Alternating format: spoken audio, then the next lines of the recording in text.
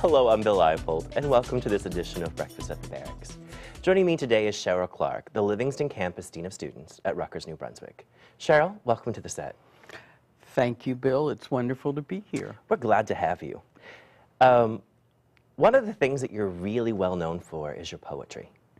And when we read through information about your poetry, critics describe you as a feminist, writing from the lesbian experience or writing from the black experience. They use lots of different language to describe your writing. How would you describe your writing? Exactly like that, Bill. I'm very committed to those, at least those three identities. From your feminist, lesbian, black. So let's talk about that. From your perspective, what do they mean for you? Well, black means that I'm very committed to the last 236 years of Afro-American literature. Note, I say Afro-American literature. Feminist means that I am committed to the last 30 years of black feminist criticism and the last at least 40 years of feminism in this country, what some would call second wave. And lesbian, well, that may trump all of them. That means I am committed to, oh gosh, it's so broad. I'm committed to, what does it mean? That's why I had to ask the question. I was like, because I find the labels interesting, which is why I wanted to ask you the question, because I... So, are you cutting this? Are you editing this? Yeah, we can edit. Okay, good. Lesbian means that I have taken on an identity that puts at the center same-sex sexuality, that makes addressing sexuality between women and even between men a priority in my writing. But also, it's a claim that is broad enough, I suppose, to include what we now call LGBTQ. Okay. So I take on all of those identities as well. I didn't give up gay. I like queer. Right. I like to consider myself gender non-conforming. All right. And I believe in, I guess I would say, universal bisexuality. Let's talk for a little reason, because one of the conversations, especially around the lesbian, gay, bisexual, transgender, intersex, questioning, and queer community, Goodness. it tends to have a large appearance in media, a larger discussion in media around specifically white male identity. And there doesn't seem to be a large voice in media or in representation around women and folks of color. What attributes to that, or is that just a misreading in terms of how we're looking at the media conversation? Well, I think it's both.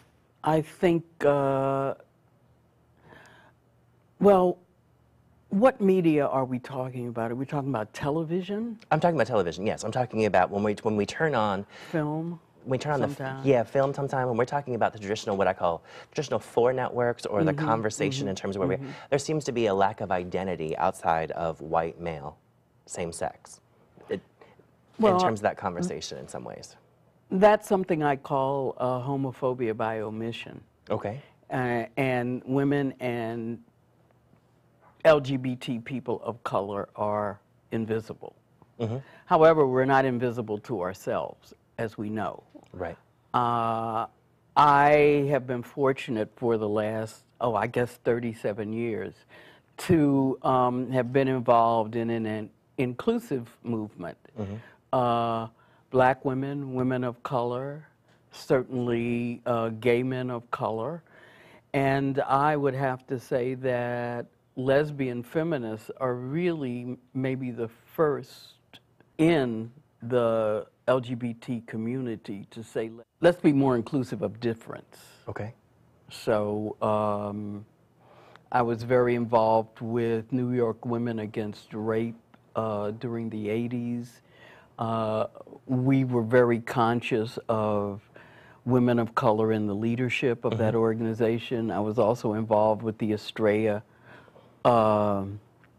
social justice organization, foundation, that's still very active and funds activists, LGBT, feminist organizations all over the world. And we were always very conscious of people of color in our leadership, as well as youth. So I guess I come from a background where that has always been a priority. So let's talk about that priority in some ways. Okay. From your assessment, when you look at the environment of New Jersey, and I think that's a large, broad context because we're such a diverse state in terms of representation. Supposedly.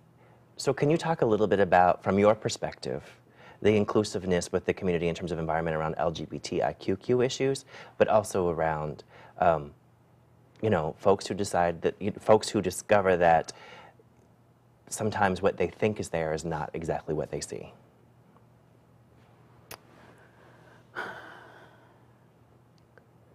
I think New Jersey may be very diverse, but I also think it's still very segregated. Okay.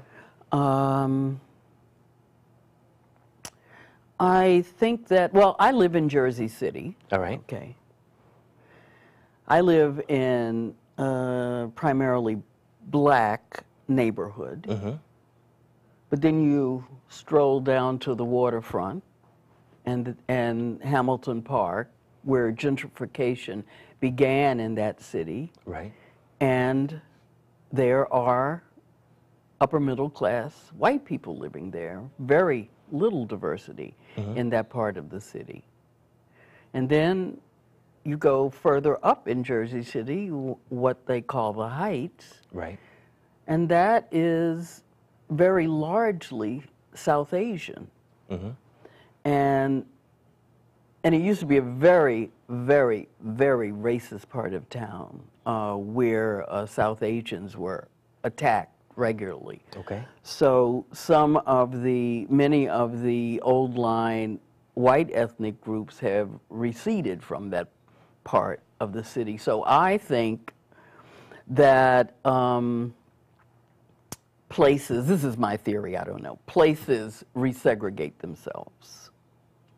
Are we resegregating ourselves in terms of protection, resegregate ourselves in terms of understanding? Do you have a theory in terms of why that happens, or just from observation? Just from observation, and I think our prejudices, which we haven't gotten over. Okay. And how are they reinforced from your perspective in terms of?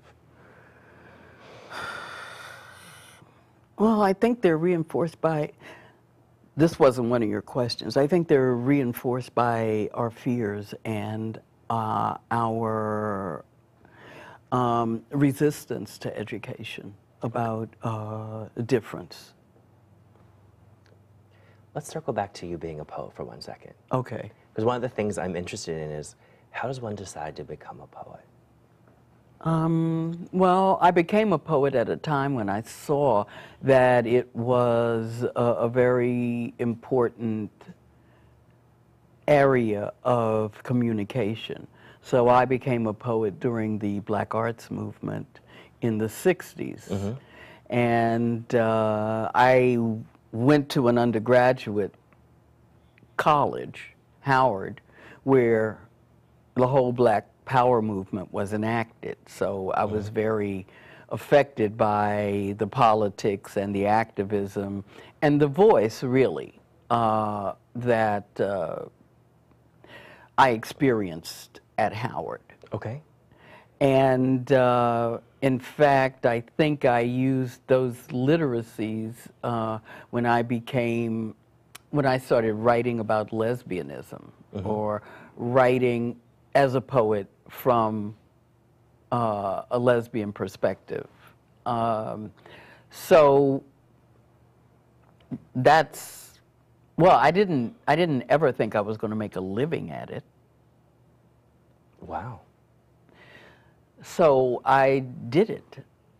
No poets don't make a living in this country. No poet does. unless you're Billy Collins or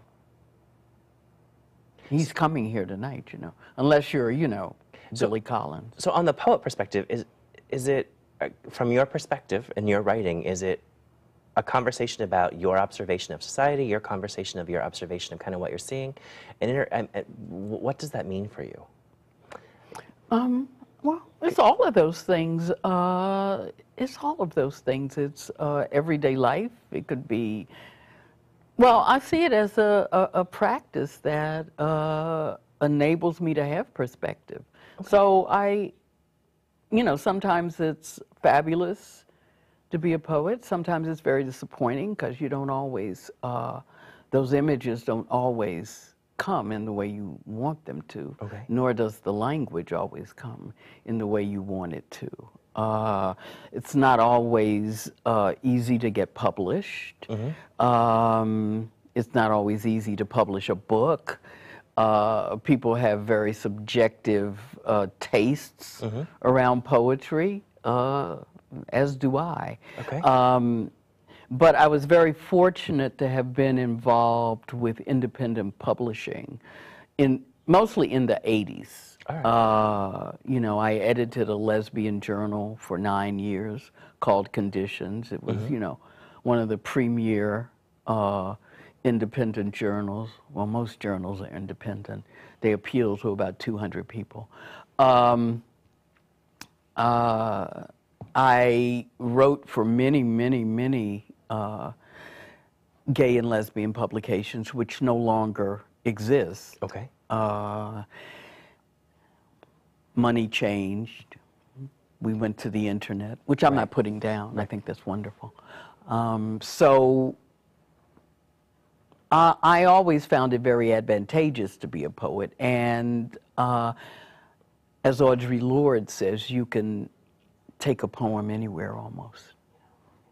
Let's switch hats for a little bit. Besides being a poet, a researcher, and very much an educator with your students, you're also an administrator. Yeah. You're the dean of students for the Livingston campus. Right. We're in a fundamental change in terms of how our campuses are kind of working together underneath the direction of a new vice president, or newer vice president. From your perspective, what's your vision that you want the students of Livingston campus to experience while they're there on that campus? Well, it's a campus that is beginning to cater primarily to first-year students. Mm-hmm. So we want our first-year students to have a very welcoming and committed experience. We want, well, we're also going to have new housing at Livingston. You see, we've added a wing to the Student Center, which mm-hmm. is absolutely beautiful. We're building a new dining hall.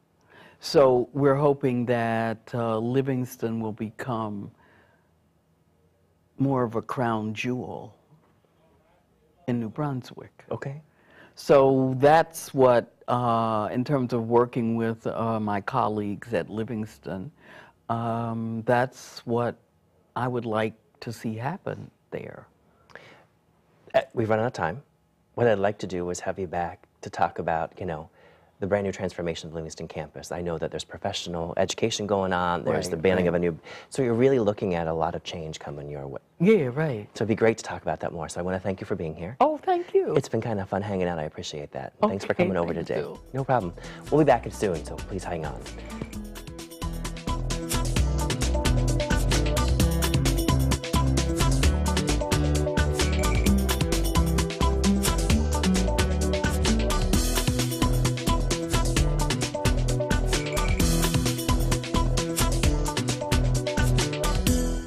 Hello, I'm Bill Leopold, and welcome to this edition of Breakfast at the Barracks. Joining me is Amid El-Djeber, Professor of Middle Eastern Studies at Rutgers, New Brunswick. Amid, welcome. Thank you, Bill. It's a great pleasure to be here with you. Well, we're very excited to have you. Thank you so much. One of the things I'm fascinated by is your background in terms of kind of where you've come from to how you got to Rutgers. So can you talk to me a little bit about that background? In fact, I have been working for the United Nations for so many years, about 25 years. And my daughter was studying at Rutgers, so I became a volunteer at a committee that raise funds for Rutgers. Okay. And I, in fact, participated in many meetings to raise funds for the Center for Middle Eastern Studies and for Arabic Studies. So I got familiar with Rutgers. At the same time, I was doing my Ph.D. at the Graduate Center of City University. When I did an early retirement, I decided to leave the United Nations. It was my decision. Then I was offered to teach something that I'm familiar with. So I offered to teach a course about Islam and democracy, and the course became very popular. I started with 8 students. The next semester, I had 45 students. Wow. So then they started adding more courses to me. Now I teach 3 courses, an average of 3 courses a semester. As we get into the discussion of Middle Eastern studies or the Middle East, I think it's probably best for us to describe or have a context of what the Middle East is. It tends to be this large concept, and folks don't geographically understand what it includes. It's true. It's very evasive term, the Middle East. It depends. I mean, it used to be called Near East when England wasn't the most important power in the world. Now, when the U.S. became the most, it replaced England and France altogether, so it became Middle East. So it depends. It could stretch to include Afghanistan and Pakistan, but it could be contained to mean a few countries right in the center of the Middle East, that is Greater Syria, Egypt, Iran, Israel, and Turkey. So in my courses, in fact, I focus on 4 areas: the Iran, Turkey, the Arab world, and Israel. Because we cannot expand it too much to include Afghanistan and Pakistan, and then we'll say why we stopped there, why we don't include Indonesia, for example. Right. So that is, within my courses, I limit the term to include these 4 regions: the Arab world, Israel, Iran, and Turkey. So in a larger conversation, you also said it included Egypt as far as, so we're talking about literally parts of Northern Africa, far West Europe, and then the Middle East in terms of the conversation. So it's a broad geographical spectrum. It is. I mean, Condoleezza Rice, the former Secretary of State, used to call it the Greater Middle East. Yeah, so that is, again, it depends who's speaking. Right. But normally when we talk about the Middle East, we try to include also North Africa, because you cannot separate them. It's the same culture, same background, same issues. So we meld them together, North Africa, together with like Egypt, Jordan, Iraq, Syria, and all that region, yeah. I think it's fair to say that most Westerners, especially in the U.S., have a strange notion of the Middle East. I don't think it's altogether fair, and it's a lot of based in stereotypes. That's true. And comes from a lot of misrepresentation in the media, including entertainment. So can you give us a context of kind of some of the things that would define a Middle East, not just geography, but culturally and historically? Yeah, it's very, I agree with you. There is so much wrong stereotypes about the Middle East. If you mention Middle East, some people mix it with Arabs or Muslims or extremism or oil. But the Middle East is far more than that. I mean, it's a very long history. And in fact, the Arab Islamic civilization is the link between older civilization, Greek and Romans, and the modern Renaissance in Europe. In fact, the Arabs who transmitted all those sciences, all those literature from the Roman and the Greek, and they added a lot to them and transmitted it to Europe through Spain. The Arabs built a great empire in what is called now Spain. It's called Andalusia, which lasted for over 782 years. And that area is so strategic. It is centrally located among the 3 old continents. So it has been the crossroad of all civilization, all conflicts, all trends, all religions also. So the religion is also an important component of that region. You cannot talk about the Middle East without mentioning like Islam, Christianity, and Judaism. It came from that region. So the strategic location of the Middle East, the religions, the 3 monolithic religions came from there, and in most recently, the oil. Also, the whole world lives are connected to the Middle East because 70% of the oil supplies coming from that region. Right. And now oil became part of our daily life. We cannot move, we cannot drive our cars, we cannot have heat without the oil. So for these reasons, it has been an area of conflict. But the contribution of the Middle East to world civilization, unfortunately, is not mentioned. I was so glad when President Obama spoke in Cairo University in June 4, 2009, and he spoke about the achievements of the Arabs and Muslims into the world civilization. That was unheard of. Many of the people don't know that algebra came from the, chemistry came from the, and a lot of medicines came from the Middle East, but there is either intentionally or not intentionally, people jump from the Roman civilization to modern Renaissance. There is a period of 7, 8 centuries being scrapped out unfairly. And that is what I need to emphasize in my courses, to present to the student a fair, unbiased, objective image and picture of the Middle East and the civilization of Arabs and Muslims which came from there. Currently, as you said, it's kind of interesting.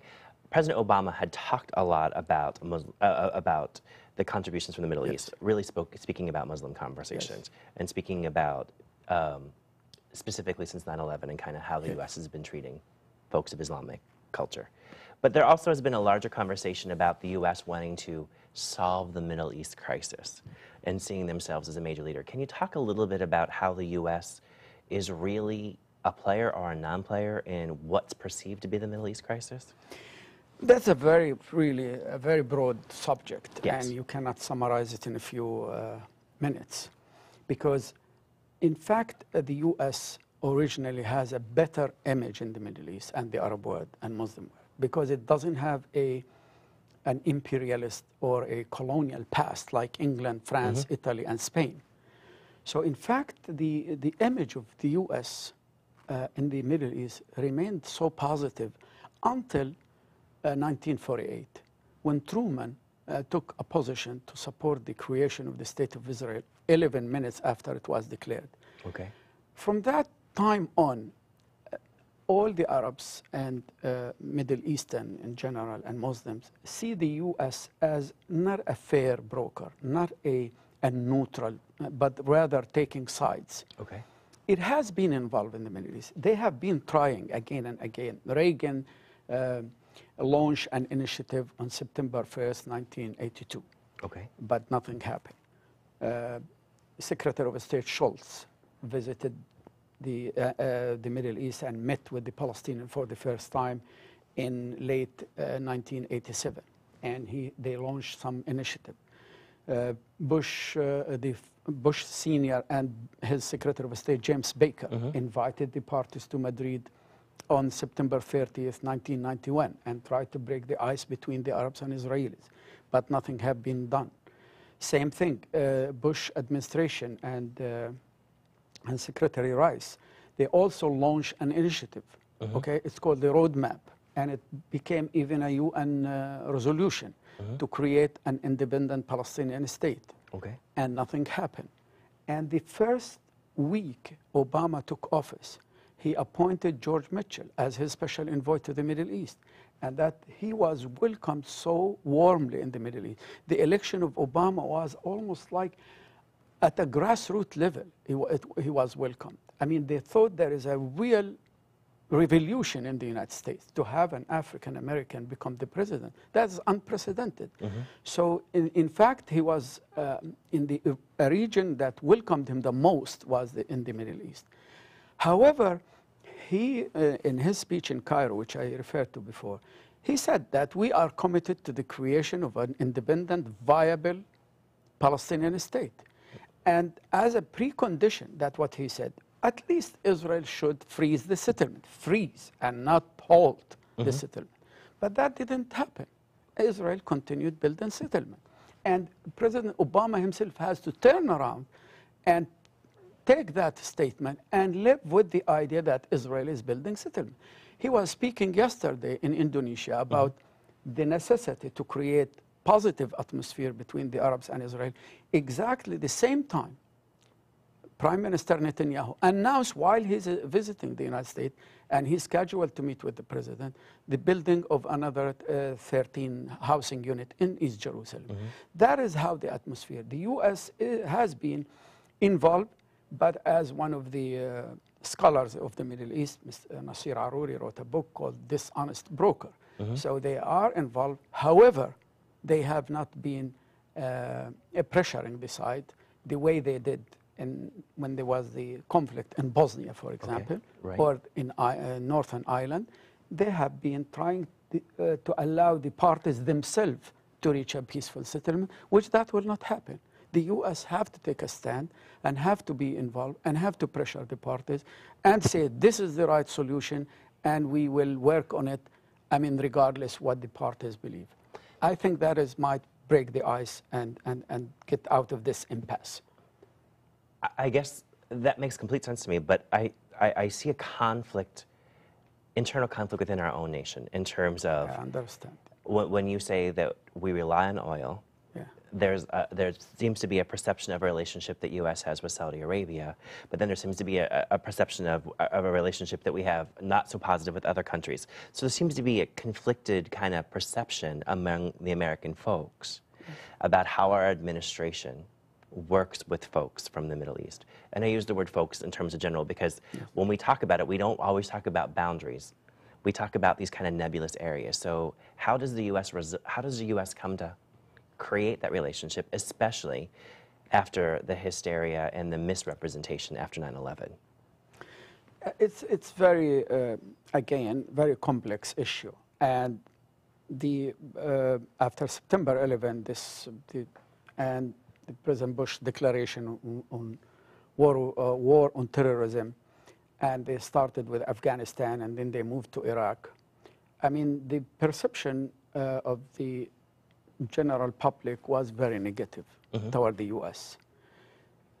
It was, in fact, portrayed as it's a war against Islam and not against a small group of extremists, which the U.S.